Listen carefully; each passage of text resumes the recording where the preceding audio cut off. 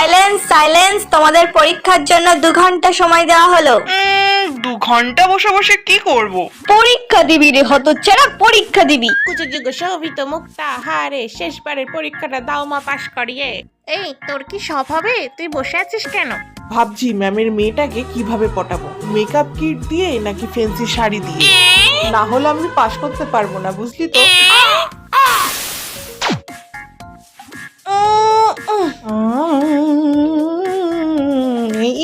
যা যা যা।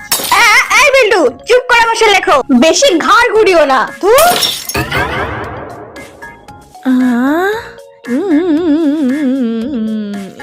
বিল্টু, তোকে কিন্তু উঠিয়ে দেবো ওখান থেকে চুপ করে না বসলে।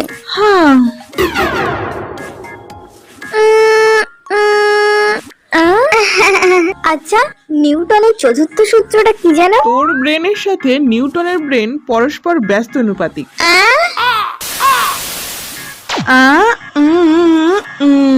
উফ, বাঁচলাম। এতক্ষণ পরে একটা প্রশ্নের উত্তর অন্তত শেষ করতে পারলাম।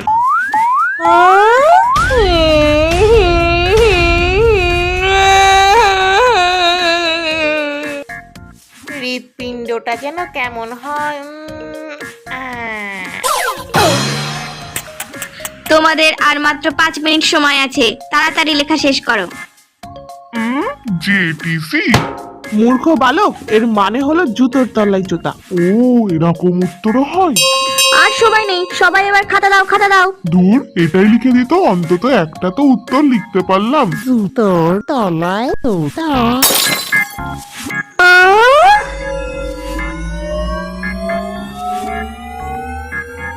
এরপর সেই ম্যাডামটির মৃত্যু হয়।